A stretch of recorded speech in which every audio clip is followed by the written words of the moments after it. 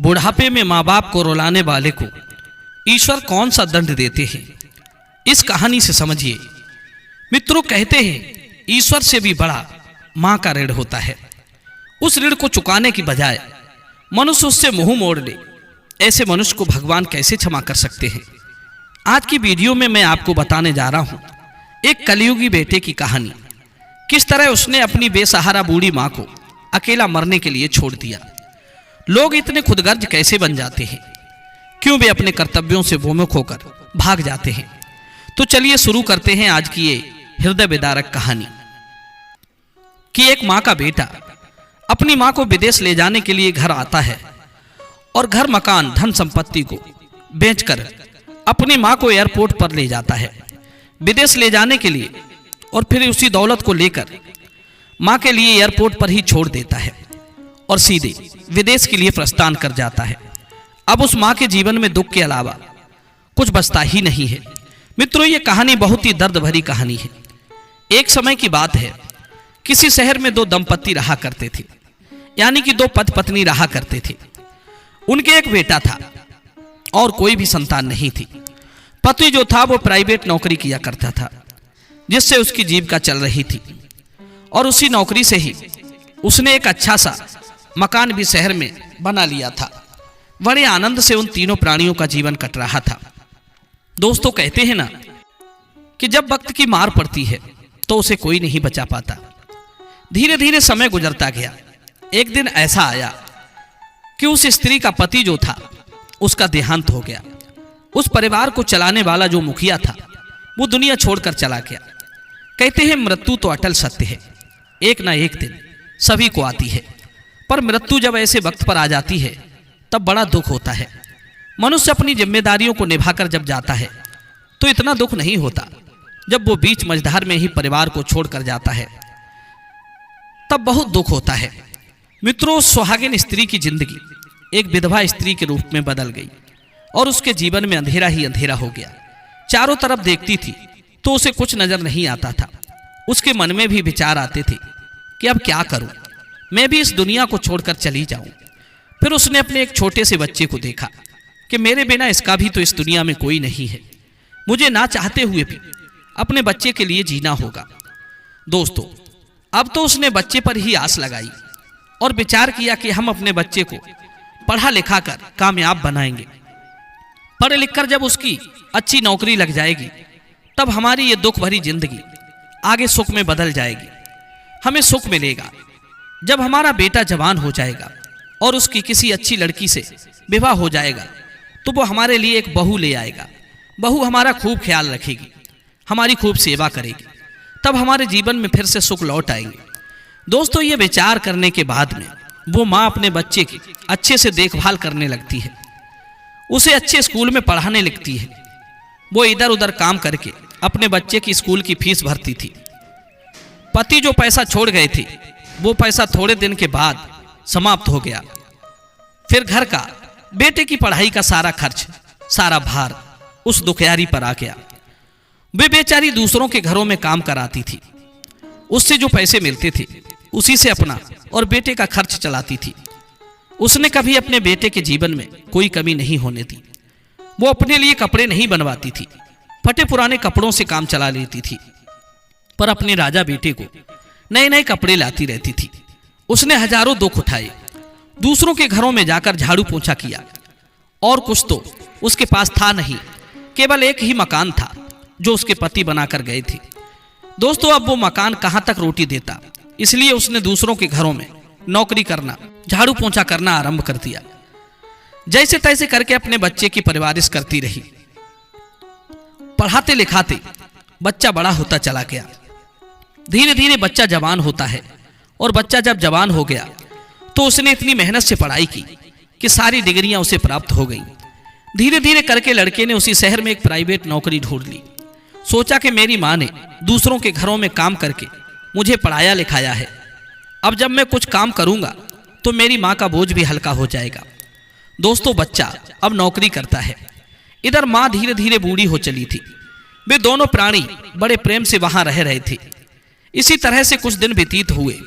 एक दिन उस बेटे ने क्या देखा, जिसका नाम रवि था, उस रवि ने देखा कि यहाँ के मुकाबले अमेरिका में बहुत अच्छे पैसे मिलते हैं, क्यों ना मुझे अमेरिका में कोई नौकरी करनी चाहिए।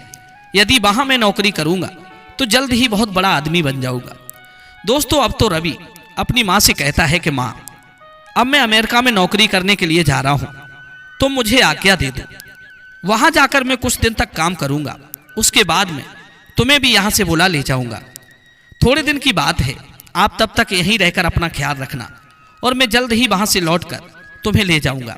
मित्रों, माँ की इच्छा बिल्कुल नहीं थी कि उसका बेटा उसे छोड़कर विदेश जाए, क्योंकि बुढ़ापे में वही एक उसका सहारा था। अब वो अत्यंत बूढ़ी हो चली थी। माँ ने उसे मना भी किया था, लेकिन बेटा कहने लगा, नहीं माँ, तू चिंता मत कर, मैं बहुत सारा पैसा कमाऊंगा, उसके बाद मैं घर आऊंगा, तब मैं अपना विवाह करूंगा, फिर तुम्हें किसी बात का कोई दुख नहीं रहेगा, फिर हम दोनों मिलकर तुम्हारी खूब सेवा किया करेंगे। मित्रों, अपने बच्चों के सुंदर भविष्य के सपने देखने वाली माँ ने ज्यादा मना करके उसका दिल तोड़ना नहीं चाहा। माँ ने उसे जाने की आज्ञा दे दी।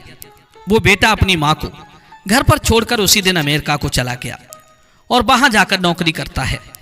कुछ ही दिनों में उसने खूब सारा पैसा कमाया। पैसों की चकाचौंध में वो ऐसा उलझा कि वहां से अपनी माँ को फोन करना भी भूल गया। वो ये भूल गया कि उसकी एक बूढ़ी माँ उससे हजारों किलोमीटर दूर उसके आने की प्रतीक्षा कर रही है। बेटे के अलावा उसका इस दुनिया में था ही कौन। बेटा ही उसकी सबसे बड़ी खुशी था, वही उसके जीने की उम्मीद थी, वरना वो तो मर तो तभी गई थी जब उसका पति दुनिया छोड़कर चला गया था। मित्रों, इस प्रकार से रवि को वहां रहते हुए 2 वर्ष बीत जाते हैं। वही उसे एक सुंदर सी लड़की मिल जाती है और उसी लड़की से वो अपना विवाह कर लेता है और वही सेटल हो जाता है। जब उसने विवाह कर लिया, तब एक दिन उसने अपनी माँ के लिए फोन लगाया। दोस्तों, उसकी माँ हमेशा उसका इंतजार करती रहती थी, सोचती रहती थी कि मेरा बेटा जब से गया है तब से उसने मेरी खबर तक नहीं ली है, पता नहीं वो कैसा है, वो ठीक है भी या नहीं। वो हर समय सोचती रहती है कि काश मेरे बेटे का फोन आ जाए। दोस्तों, एक दिन उसने फोन किया अपनी माँ के लिए, और जैसे ही उसने अपनी माँ के लिए फोन लगाया तो माँ के लिए बताया, हे माँ, मैं तेरा बेटा रवि हूँ। मित्रों, अपने बेटे की आवाज़ सुनते ही उस माँ को ऐसा लगा जैसे किसी ने उसके कानों में अमृत के बूंद डाल दिए हों। खुशी से उस माँ का हृदय प्रफुल्लित हो उठा, खुशी से उसकी आंखें भर आईं। एकदम से पूछने लगी, बेटा तू कैसा है? तू जब से गया है तब से मेरी खबर सुध तक नहीं ली। अच्छा तू बता, तुझे कोई परेशानी तो नहीं है, कोई तुझे दुख तो नहीं है? बेटा कहने लगा, माँ मुझे कोई परेशानी नहीं है, कोई दुख नहीं है, तू बता तू कैसी है? तो माँ कहती है, मैं ठीक हूँ, आज तेरा फोन आ गया तो और ज्यादा अच्छी हो गई। तू बेटा अपना ख्याल रखना और मेरे पास कब आएगा? जवाब दिया, माँ तू चिंता मत कर, मैं बहुत ही जल्द तेरे पास आऊंगा। और यही बताने के लिए मैंने तेरे पास फोन किया है कि माँ, मैंने यहाँ एक बहुत सुंदर लड़की से विवाह कर लिया है।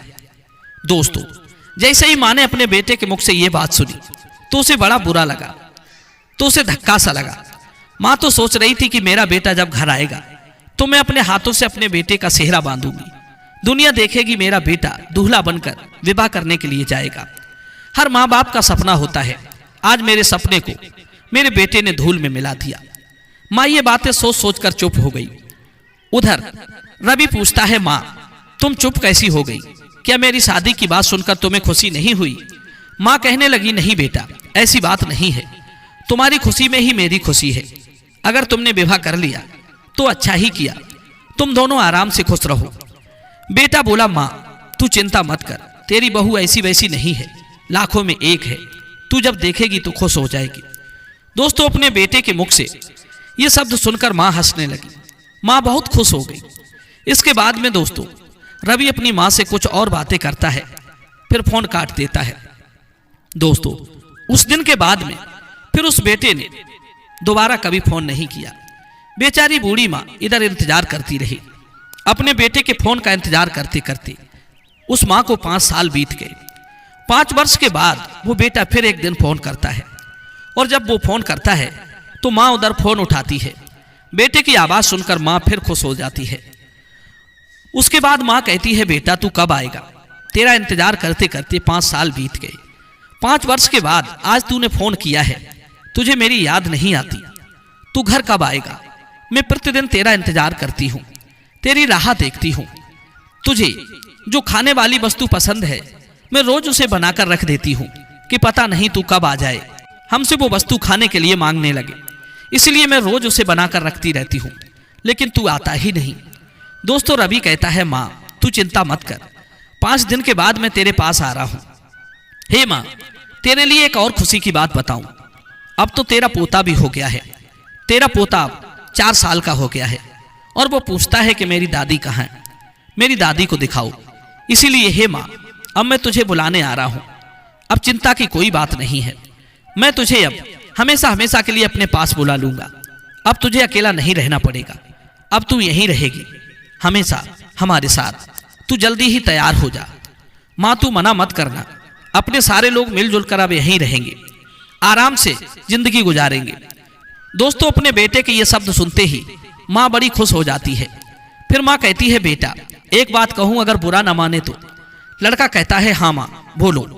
तो रवि की माँ कहती है बेटा तूने पैसा तो बहुत कमा लिया होगा, अब बहू को और पोते को लेकर यहीं पर आ जा मेरे पास और यहीं रहना। तब बेटा कहता है नहीं माँ वहाँ क्या करूँगा रहकर, यहाँ मेरी अच्छी खासी नौकरी है और यहाँ बहुत अच्छा लगता है। देखो मैं आकर तुम्हें भी बुला कर लाऊंगा और अपनी बच्ची कुची जिंदगी यहीं अपने बहू और पोते के साथ में गुजारना। तब माँ पूछती है अच्छा चल ठीक है, ये बता तेरे उस अमेरिका में वहां मंदिर वगैरह है या नहीं है, मुझे रोज मंदिर भी जाना होता है भगवान की पूजा करने। बेटे ने कहा हाँ माँ है ना मंदिर, अपने घर से थोड़ी ही दूर पर मंदिर है। तेरी बहू गाड़ी भी चला लेती है, वो रोज तुझे मंदिर घुमा लाया करेगी, तुझे यहाँ किसी तरह की कोई तकलीफ नहीं होगी। तू एक बार मेरे साथ आकर तो देखना। बेटे के बार बार कहने पर उसकी माँ भी अमेरिका जाने के लिए हाँ कर देती है। उसके बाद फोन कट जाता है। इधर माँ रोज उसका इंतजार करती है, इंतजार करते करते उससे रुका नहीं जाता है। वो सोचती है कि मेरा बेटा 5 दिन के लिए कह रहा था कि आऊंगा, 5 दिनों के बाद वो आ जाएगा। 2 दिन बीत चुके हैं। इधर माँ अपने बेटे के लिए अच्छी अच्छी मिठाइयां बनाकर रखती है। मित्रों इधर क्या होता है, 3 दिन के बाद में बेटा रवि जो था वो आ जाता है और अपने घर के दरवाजे पर कुंडी खटखटाता है। माँ ने सोचा लगता है मेरा बेटा ही होगा। माँ दौड़ी दौड़ी दरवाजे पर गई, दरवाजा खोला तो उसने अपने बेटे को पाया। बेटे को देखकर वो एकदम से खुशी से भर उठी। रवि कहने लगा माँ देखो मैं आ गया हूँ। बड़ी खुशी के साथ माँ अपने बेटे को घर के अंदर बुला कर ले गई और अपने बेटे को बाहों में समेट लेती है, बार बार पुचकारती है।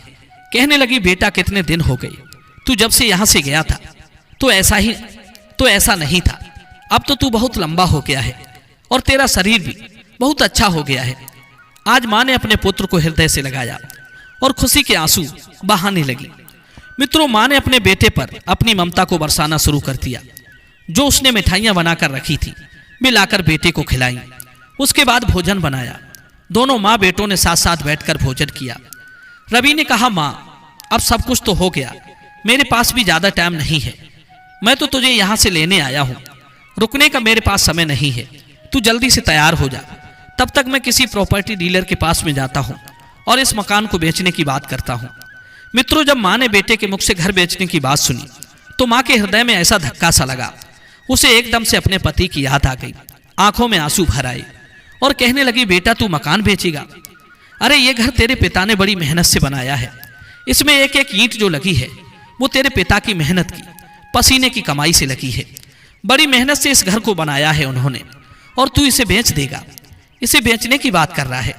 बेटा कहने लगा माँ तू कैसी बातें कर रही है, जब हम लोग विदेश में चले जाएंगे दोबारा यहाँ क्यों आएंगे, फिर इस मकान की क्या जरूरत है, हमारे जाने के बाद इसकी देखभाल कौन करेगा, हमें इस देश में रहना ही नहीं है तो मकान भी छोड़कर क्या फायदा होगा, तो फिर इस मकान का भी हम क्या करेंगे, इसे बेच ही देते हैं और इन पैसों को लेकर विदेश चलते हैं। दोस्तों फिर उस बूढ़ी माँ ने विचार किया कि बेटा ठीक ही तो कहता है, जब दोबारा आना नहीं होगा तो इस मकान की देखभाल कौन करेगा। मित्रों यही सब सोच करके माँ भी घर बेचने के लिए राजी हो जाती है। माँ ने कहा बेटा तेरी जैसी इच्छा है तू वैसा कर। लेकिन बंधुओं माँ की आंखों से आंसू निकल रहे थे। बेटा तो प्रॉपर्टी डीलर के पास चला जाता है और इधर वो माँ आंखों से आंसू बहा रही थी और दीवारों पर अपने दोनों हाथ रखकर कह रही थी कि मेरे पति ने ये बड़ी मेहनत से बनाया है। कभी वो उन दीवारों पर हाथ फिराती और आंखों से आंसू निकलने लगते और अपने पति की याद करती हुई रोने लगती और सोचती थी कि हमारा बेटा इसको बेच देगा और हमें लेकर विदेश जा रहा है। रोती रही तब तक क्या होता है, प्रॉपर्टी डीलर को लेकर उसका बेटा आता है और उस मकान को उसके हाथों बेच देता है। पैसों को लेकर के फिर अपनी माँ से कहता है कि माँ तू अब जल्दी से तैयार हो जा, तेरा पोता तुझसे मिलने के लिए इंतजार कर रहा है। दोस्तों, जब अपने पोते के बारे में सुना तो वो माँ भी अपने पोते से मिलने के लिए छटपटाने लगी, क्योंकि कहते हैं ना कि हर माँ बाप के लिए मूल से अधिक प्यारा ब्याज होता है। वो कहती है कि बेटा मुझे जल्दी ले चल, मेरे पंख नहीं है, नहीं तो मैं पंखों से उड़कर जल्दी जल्दी वहां पहुंच जाती। जवाब दिया, माँ तू उड़कर ही विदेश पहुंचेगी। माँ कहने लगी, बेटा मैं समझी नहीं। तब उसका बेटा समझाता है, माँ मैंने तेरा वीजा करवाया है, तू हवाई जहाज से यात्रा करेगी और जल्दी ही अपने पोते के पास में पहुंच जाएगी। अब तू ज्यादा खड़ी खड़ी देर मत कर और जल्दी से तैयार हो जा। दोस्तों, वो बूढ़ी माँ अपने बेटे के साथ जाने के लिए तैयार हो जाती है और बेटे के साथ वो एयरपोर्ट पर पहुंच जाती है। अब तो एयरपोर्ट पर जाकर उसने अपनी माँ को एक जगह पर बैठा दिया और कहा, माँ तू तब तक यहीं बैठ, मैं कुछ कागज और अपना बैग अंदर चेक करा कर आता हूँ। अपनी माँ को वहीं पर बैठाकर वो लड़का एयरपोर्ट के अंदर चला जाता है। इधर माँ इंतजार करती है कि हमारा बेटा आता ही होगा। बेटा कागज और थैले चेक कराने के लिए गया है। मित्रों, 1 घंटे इंतजार किया, 2 घंटे इंतजार किया, 3 घंटे हो गए, 4 हो गए, दोपहर हो गया, 2 बज गए, मगर उसका बेटा अभी तक नहीं लौटा। इधर दोस्तों उस माँ पर रुका नहीं गया तो माँ उस एयरपोर्ट के अंदर घुसने लगती है। तभी उन्हें एक सिक्योरिटी वाला रोक लेता है और कहता है, माँ तू इधर कहाँ जा रही है? जवाब दिया, साहब मेरा बेटा अंदर गया है कागज और थैला चेक कराने, अभी लौट कर नहीं आया है। सिक्योरिटी वाले ने जवाब दिया, नहीं माँ इधर कोई नहीं है। बूढ़ी माँ कहने लगी, नहीं साहब ऐसा नहीं हो सकता, मेरा बेटा अंदर गया है, मुझे बाहर बैठा कर वो अंदर गया था, वो मुझे बुलाने आया था, मैं उसके साथ विदेश जा रही हूँ। सिक्योरिटी वाले ने जवाब दिया, माँ तेरे बेटे का नाम क्या था? जवाब दिया, मेरे बेटे का नाम रवि है, उसे देखो ना वो अंदर ही होगा। दोस्तों, फिर वो सिक्योरिटी वाला रजिस्टर में देखता है कि रवि नाम का कोई यात्री उसमें था ही नहीं। उसमें लिखा हुआ था कि रवि नाम का यात्री सुबह 10 बजे की फ्लाइट से अमेरिका चला गया है। सिक्योरिटी वाले ने आकर बताया, माँ तेरा बेटा तो यहाँ से कब का जा चुका है, वो तो सुबह 10 बजे ही अमेरिका के लिए चला गया था। मित्रों, जब वो सिक्योरिटी वाले के शब्द सुने तो माँ का कलेजा फट गया। माँ के हृदय में ऐसा धक्का सा लगा, उसका गला रुंधाया। ये खबर उस माँ के लिए बहुत बुरी खबर थी। माँ की आंखों से आंसू बहने लगे। माँ बैठ गई और फपक फपक कर रोने लगी। सोचने लगी, वाह मेरे लाल, तू आज मुझे धोखा देकर चला गया। तूने मुझे क्या धोखा दिया है? तूने अपने आप को धोखा दिया है। तूने घर भी बिकवा दिया और मुझे भी कहीं का नहीं छोड़ा। मेरे पति के हाथों का बना हुआ घर बेच गया और मुझे दर दर की ठोकरें खाने के लिए छोड़ गया। अब मैं कहाँ जाऊंगी? मित्रों, दुखियारी बूढ़ी माँ लौटकर रोती बिलखती अपने घर की ओर चल देती है। उसके पास पैसे तो नहीं थे जो रिक्शे से बैठकर आ जाती। वो पैदल पैदल चलती हुई 2-4 दिन में अपने घर आती है और उसी मकान के पास आ जाती है। रात हो चुकी थी, घर के बाहर चबूतरा था, वो उस चबूतरे पर भूखी प्यासी लेट जाती है। उस बूढ़ी माँ का हृदय पीड़ा से फटा जा रहा था। मित्रों, इधर जब सवेरा होता है तो बूढ़ी माँ उसी चबूतरे पर बैठी होती है। कुछ पड़ोसी उसे भूखा समझकर कुछ खाने को दे जाते हैं तो वो खा लेती है। उस चबूतरे पर दिन रात बनी रहती है। 3-4 दिन तक मकान मालिक देखता रहा। मकान मालिक ने कहा, अरे वाह, हे माँ तू इस चबूतरे पर बैठी क्या कर रही है? तू यहाँ क्यों ठहरी है? ये मकान अब तेरा नहीं रहा, अब यहाँ से जाओ, ये हमने खरीद लिया है। तब बूढ़ी माँ उसे पूरी बात बताती है कि उसका बेटा उसे विदेश ले जा रहा था और वो उसे एयरपोर्ट पर छोड़कर चला गया। अब मेरा इस दुनिया में कोई नहीं है, मैं अब इसी चबूतरे को छोड़कर नहीं जाऊंगी, मैं इसी चबूतरे पर अपने प्राण त्यागूंगी। तुमने मेरा मकान ले लिया है, कोई बात नहीं, मैं तुम्हारे घर के अंदर नहीं जाऊंगी, लेकिन मैं चबूतरे पर रह करके बाकी जिंदगी गुजार दूंगी। हमें विश्वास है कि हमारा बेटा एक दिन जरूर आएगा। मित्रों, वो मकान मालिक बड़ा ही दयालु था। बूढ़ी माँ के बेटे की वो क्रूरता सुनकर वो गुस्से से भर गया। मकान मालिक ने उस बूढ़ी माँ को जब इतने शब्द सुने तो उसने दोनों हाथों से उसे पकड़ लिया और कहता है, माँ ठीक है, आज के बाद तू इस चबूतरे पर नहीं रहेगी, तू अंदर चल। इस मकान में कई कमरे हैं, एक कमरा मैं तेरे नाम करता हूँ, आराम से रहे। दोस्तों, जब उसने उस मकान मालिक के ये शब्द सुने तो उसने उस मकान मालिक को पकड़ लिया और कहने लगी, बेटा, अपने पराये हो गए और पराये अपने हो गए। इस कलयुग की संतानें कैसी हैं, जो अपना खास होता है वो छोड़ देता है और जो पराया होता है वो अपना लेता है। जिसे मैंने अपने खून से सींचा था वो हमें धोखा देकर चला गया, और जिसे मैं जानती भी नहीं वो हमारा सहारा बन गया। वो माँ उस मकान मालिक को आशीर्वाद देने लगती है, मेरे लाल, तू जुग जुग जिए। हमारा तो खून छोड़ करके चला गया, लेकिन तूने मुझे अपना लिया। कहते हैं इस दुनिया में अपने पराये हो जाते हैं और पराये अपने बन जाते हैं। ये बात सुनकर के उस बूढ़ी माँ का मकान मालिक कहने लगा, हे माँ, तू कैसी बातें कर रही है? एक कमरा तो बहुत दूर की बात है, मैं ये मकान ही तेरे नाम करता हूँ। दोस्तों, फिर वो माँ को लेकर के अंदर जाता है। बूढ़ी माँ उसी मकान में रहने लगती है। वो मकान मालिक उनकी खूब सेवा करता है। मित्रों, कुछ समय के बाद में वो माँ जो थी अपने प्राणों को छोड़ देती है और हमेशा के लिए इस दुनिया से चली जाती है। उस मकान मालिक ने अपनी माँ की तरह उसका अंतिम संस्कार किया। दोस्तों, इधर क्या होता है, उसका बेटा जो विदेश में था, अपनी माँ को धोखा देकर चला गया था। उसकी भी औलाद जब जवान हो जाती है तो उसके लिए भी वही सब देखने को मिलता है जैसा उसने अपने माँ के साथ किया था। उसके बेटे, उसकी बहू उसका अपमान करते हैं, उसे मारते पीटते हैं। एक दिन उन्होंने मार पीट कर उसे घर से निकाल दिया।